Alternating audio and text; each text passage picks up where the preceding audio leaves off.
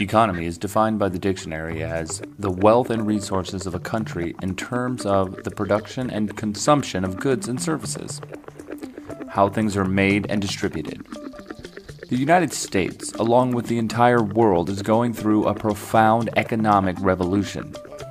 Electro-mechanical factories of the 20th century required enormous amounts of human labor to operate gigantic machinery. Today, digitally controlled production requires little to no human labor. This is creating a new class of people who do not and cannot participate in the normal economy.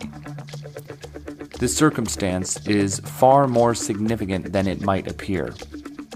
It is the decisive element that will determine the outcome of our generation. More efficient ways of manufacturing lowers the costs of all basic necessities of life.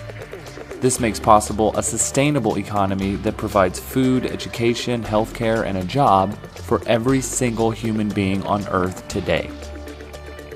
It is a clear and undeniable fact that there is plenty to go around. We do not have a food or housing shortage problem.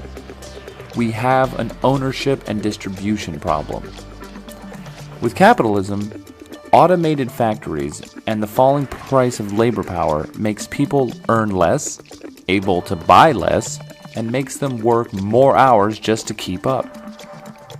Increasing our production capabilities should be making things cheaper and more plentiful, liberating people from working longer hours.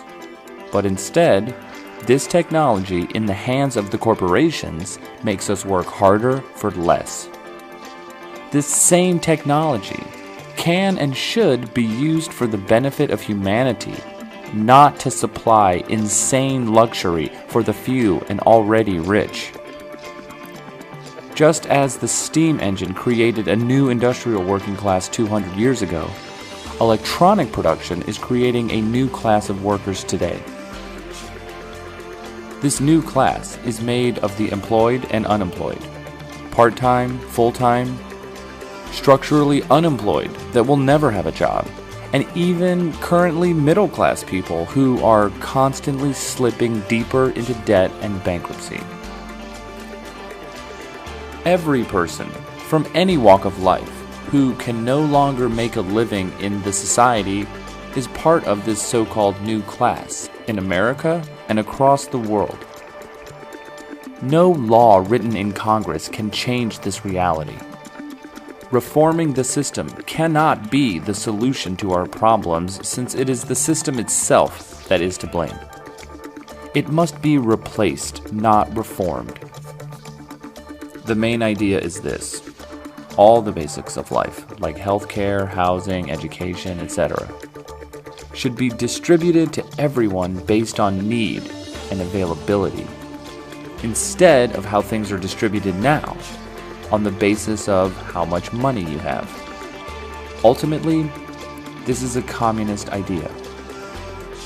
Thousands and even millions of people know themselves to be revolutionaries who oppose racism, war, needless poverty, pollution, and the worsening living conditions for billions of people.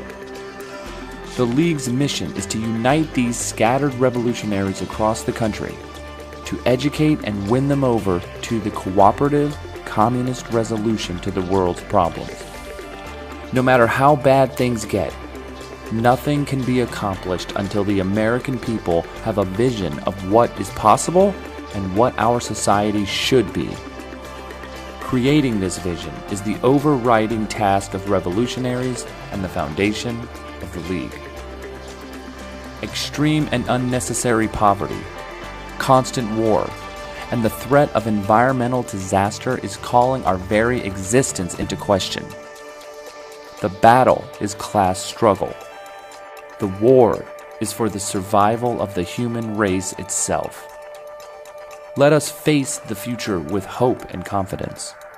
Let us build a new society. We can and we must.